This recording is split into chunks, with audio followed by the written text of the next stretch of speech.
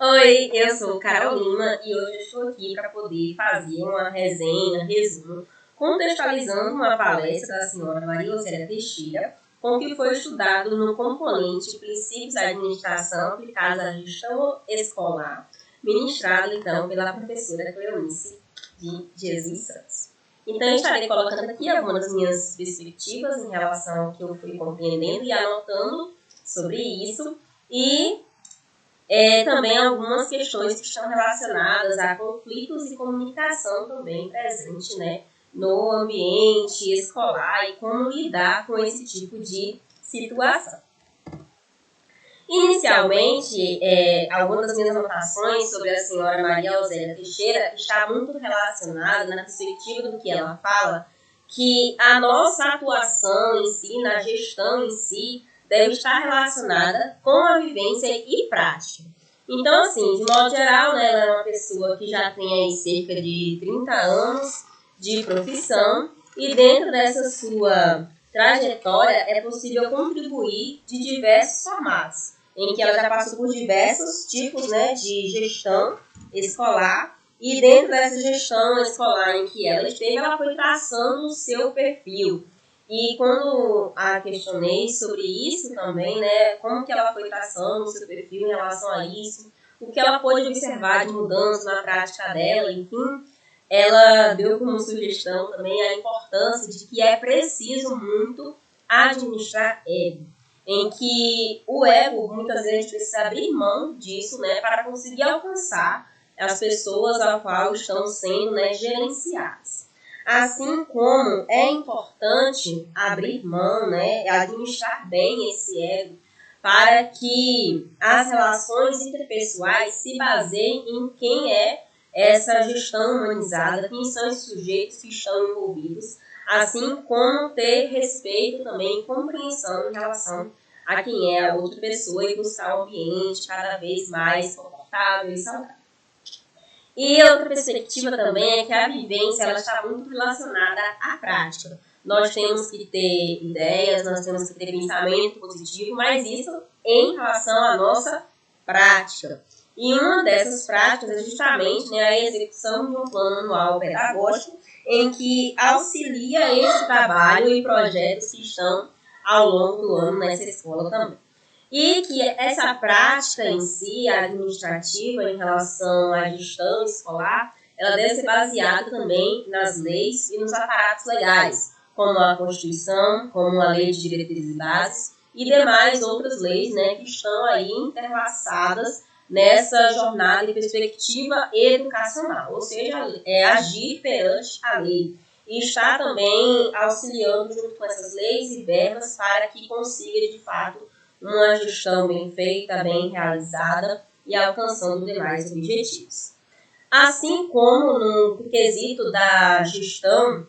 escolar, essa administração escolar, ela também se volta em relação à escola que temos e à escola que queremos. E seguindo essa perspectiva, é algo que é construído por um todo, por todo o grupo escolar, e é importante que todas as pessoas façam parte disso. Seja professores, seja gestão, seja o pessoal de apoio, seja os demais profissionais que trabalham na escola. Assim como também um dos aspectos assim, que a gente está aqui como mais importante, né, que ela inclusive também, né, detalhou como mais importante, é justamente você gostar do que faz. Porque a partir do momento em que você gosta do que faz, o seu trabalho vai ter muito mais sucesso, eficácia, felicidade e satisfação. E o ambiente assim vai ser cada vez mais agradável. E para finalizar esse tópico, né, finalizo com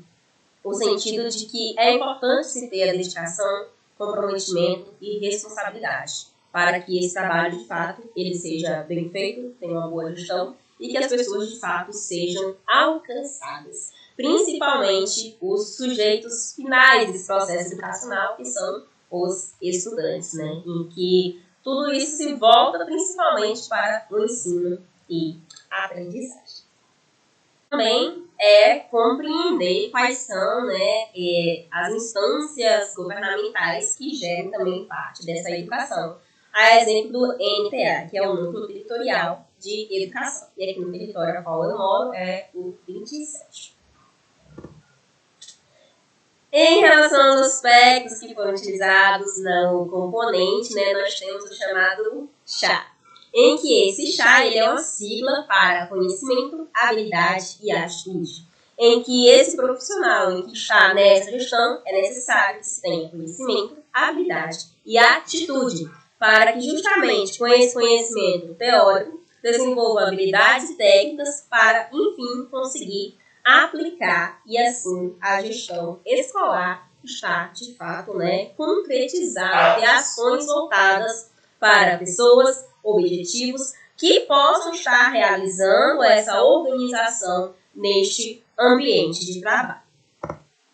Em relação aos objetivos, é necessário ter um alinhamento dos objetivos também, tanto da empresa quanto dos objetivos pessoais dos seus funcionários. Quais são os objetivos desses funcionários a longo prazo, a curto prazo? Tem algo que esteja relacionado com a perspectiva profissional e metas da empresa também? Por exemplo, esse profissional ele busca capacitação, a empresa favorece esse tipo de capacitação, ou algum tipo de incentivo, ou algum tipo de negociação para que essa formação continuada seja realizada. Então, assim, são algumas das questões também que também estão relacionadas a alinhar os objetivos pessoal ao objetivo profissional, de modo a conseguir também, né, que o objetivo da empresa em si perpasse para além do lucro, mas que ele também se volte para a perspectiva da eficiência, satisfação,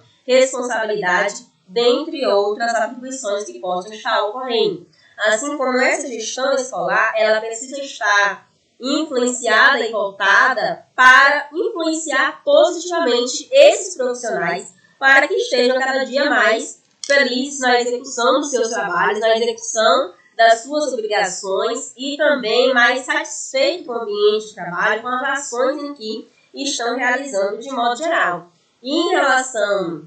à palestra da senhora Osélia, tem muito a ver com isso também, porque a partir do momento quando ela chega e diz, né, é necessário que você goste do que você faz, isso tudo acaba que vai surgir naturalmente ou também vai ser influenciado ou vai ser incentivado, de modo a conseguir com que esses caminhos pessoais e profissionais eles se alinhem a fim do crescimento, tanto do ser humano em si, quanto da empresa enquanto pessoa jurídica. Em relação a isso, é importante a gente frisar em não cobrar além do que foi fornecido em estrutura. A gestão escolar ela precisa reconhecer o que ela oferece aos seus profissionais, o que é demandado,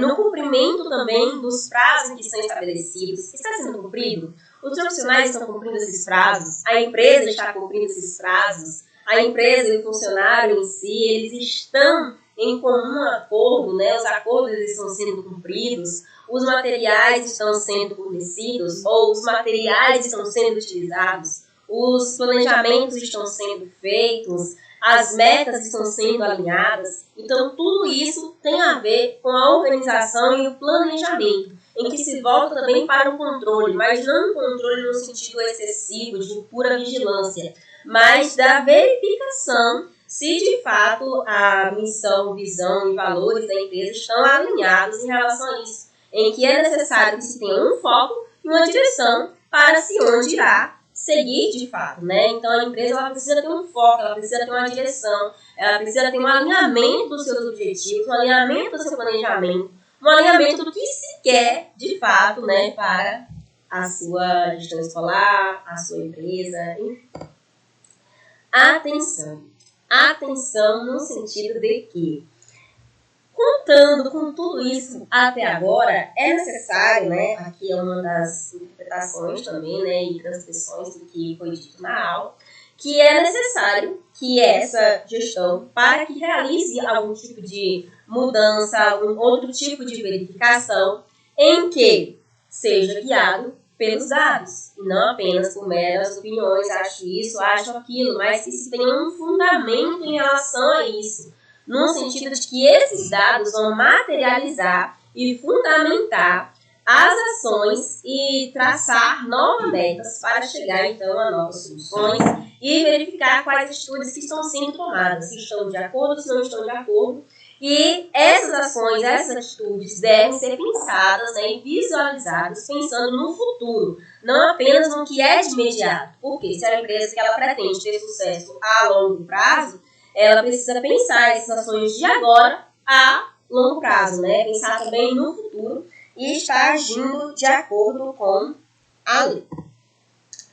Outra perspectiva que foi apresentada, que se alinha também, né, com a palestra da senhora Rosélia, tem muito a ver com o planejamento estratégico. Em que esse planejamento estratégico, quando ela fala, né, que é necessário traçar um planejamento, que é necessário estabelecer metas, é necessário estabelecer objetivos, que é necessário que se tenha uma gestão pedagógica, uma gestão de pessoas, uma gestão escolar, uma gestão desse alunado, né, que está presente nessa instituição, a comunidade em si fazer essa participação, essa interação, a família estar presente, tem tudo a ver também com o chamado planejamento estratégico, porque é o momento em que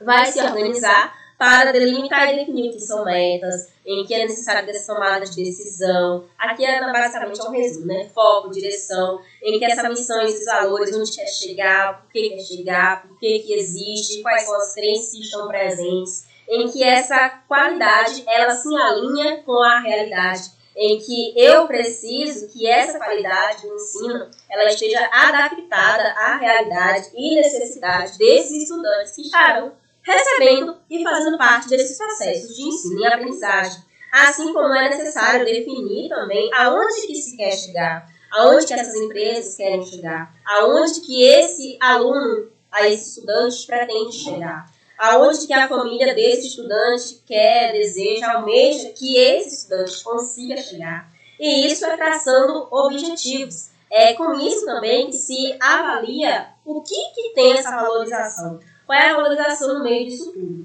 Assim como aí vai fundamentar boa parte do porquê que existe, né? O que essa empresa quer com essa existência? Então, é tudo isso que vai estar fundamentando e aprimorando por que essa empresa existe. O que ela oferece, o que ela está disposta a oferecer, modificar e aprimorar a qualidade para alcançar cada vez um público mais abrangente. De modo que é necessário se estabelecer também do que tem certeza, do que se tem definido, quais são os objetivos de vida, como que isso se alinha com os objetivos pessoais, com os objetivos profissionais, como que esses caminhos estão estrategicamente entrelaçados, como que esse quadro profissional almeja crescer dentro dessa empresa, como que essa gestão escolar ela irá ser gerida. Então, o planejamento estratégico ele serve para dar uma base, dar um norte, um foco, uma direção para onde você vai seguir. E o planejamento tático ele está relacionado a uma divisão também desse planejamento, dessas metas, desses objetivos. Em que isso aqui também se traz em relação a objetivos de longo prazo, assim como objetivos práticos, em que vai ser organizado e definido pelos departamentos, né? Departamentos em relação aos setores. Por exemplo, professores vão sentar e vão organizar quais são esses planejamentos que se tem, qual é a perspectiva que se tem, vai ser um trabalho em equipe que vai estar sendo realizado, assim como um trabalho multi-equipe também, em que serão ações práticas e metas que estarão sendo estabelecidas para que esse trabalho de fato seja realizado e concretizado, de modo que essas ações e metas elas têm um prazo para serem cumpridos. E aí será o momento das etapas compartilhadas, né, também, em que cada pessoa, né, cada sujeito dessa empresa, dessa gestão, enfim, tenha o seu papel e cumpra a sua função,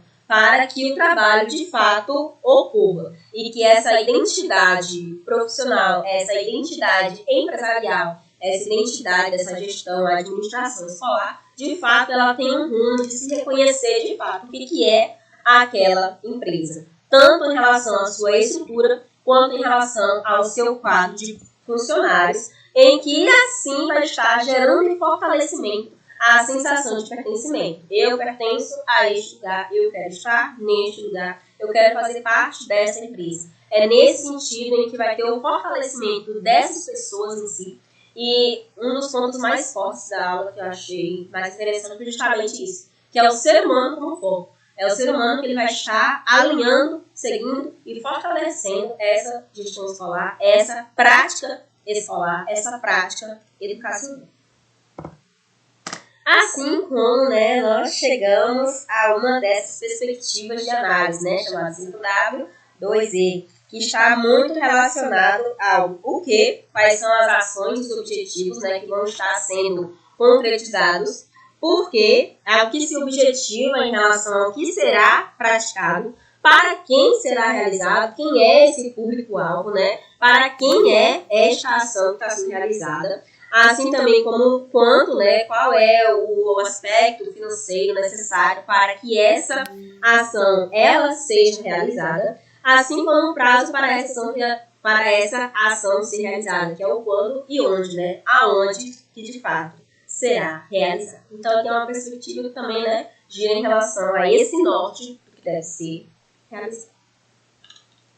Isso aqui é um pouquinho dos trechos, né, de uma apresentação que eu fiz junto com meu coleguinha, muito legal, muito centrado e chamado Gamaliel, em que nós fizemos uma abordagem sobre conflitos e comunicação e como solucionar esses conflitos e como a comunicação ela é muito importante nesse processo. Então, o conflito, quando ele ocorre, a gestão é saber que ela precisa agir de imediato. De imediato no sentido de buscar uma solução, tentar compreender o que foi que aconteceu e evitar que esses conflitos retornem, que aí está em como gerenciar esses conflitos. É claro que alguns conflitos poderão ser resolvidos de imediato e outros conflitos precisarão de um tempo para que seja de fato avaliado e verificado qual a melhor forma de se resolver esse tipo de conflito. Em que esse conflito ele também precisa ser solucionado de acordo com uma atitude que se baseie na liderança,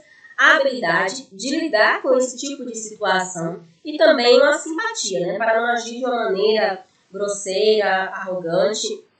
formas assim que sejam negativas com esses profissionais, com a gestão, enfim,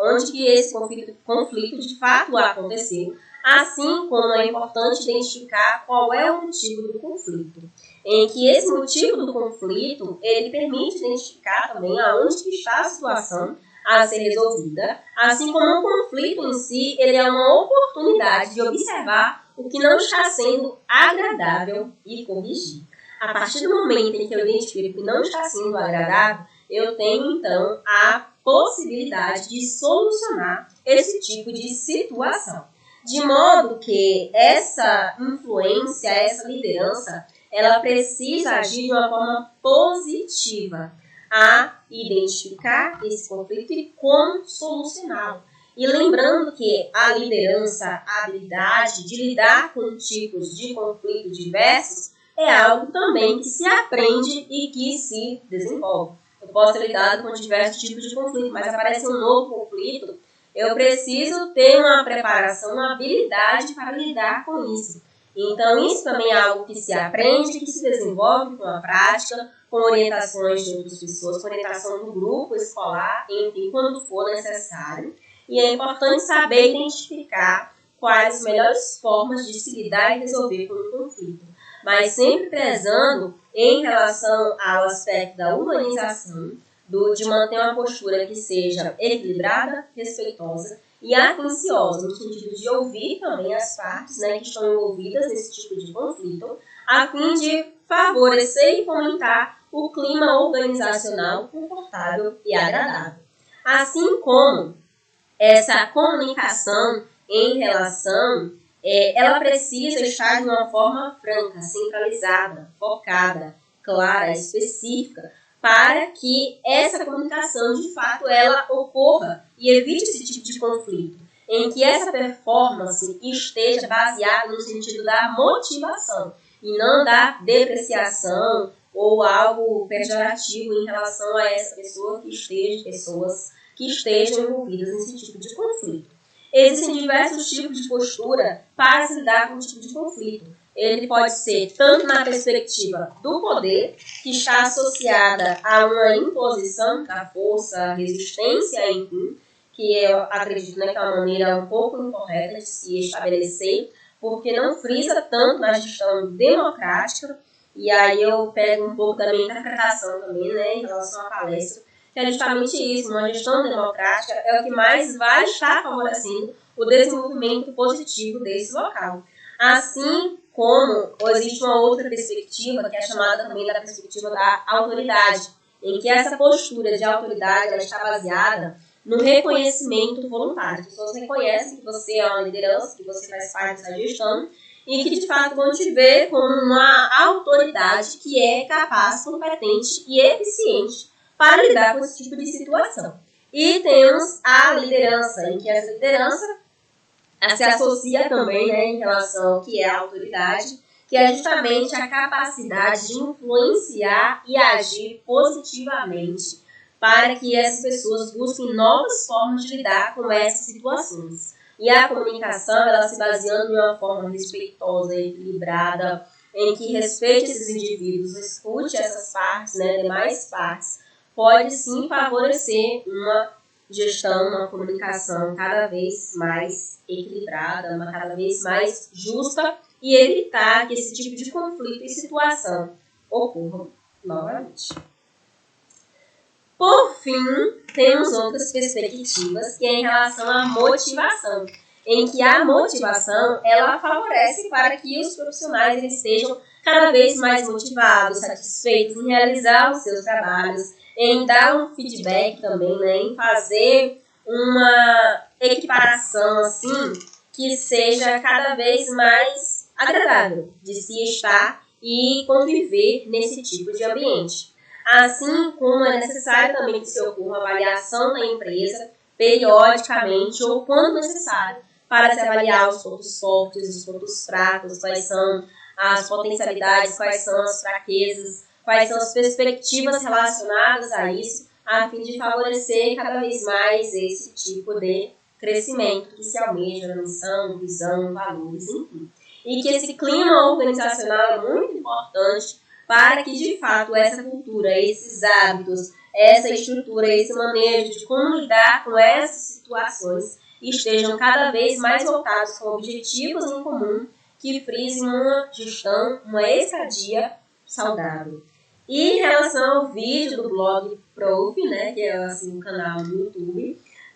achei bastante interessante uma perspectiva que eu resumi aqui também, que é sobre toda a escola responsável pelo sucesso da educação. Não são apenas os professores, não é apenas a gestão, é a escola como um todo. São os professores, secretaria, pessoal da limpeza, quem está ali no portão, quem está na secretaria, quem está na gestão. Então, o sucesso depende de tudo isso. E também retira aquele sentido de que o sucesso escolar está todo voltado para o ser docente, né? Então, um pouco dessa quebra desse professor, professora, que tem que ser herói a todo momento e salvar a educação de modo geral, mas é importante que toda a escola se sensibilize, mobilize em relação a essas práticas. Enfim,